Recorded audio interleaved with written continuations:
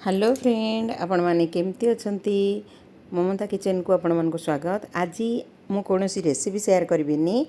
मु फ्लिपकार्ट रू cooking oil dispenser set order करथिली। भाबली आपण मान को पाखरे शेयर करबी। चलंतु फ्लिपकार्ट रू कोन रेसिपी हेची आमे देखि नबा। देखंतु दीटा बोतल आसी, दीटा तेल बोतल आमे ताकू जरी पैकिंग हेची, आमे जरी रू ताकू बाहर कर दबा। देखो बढ़िया सुंदर होती। यार तेल बोतल कैपेसिटी 1000 ml। एथिरे 1 लीटर तेल बढ़िया आराम से रहिबो।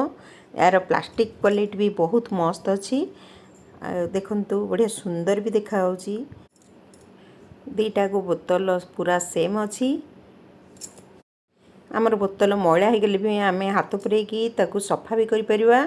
कौनसी स्टिक ब्रश दरकार पड़ोनी सफा करने स्पंज रे भी आम ताकू सफा करिपरिबा।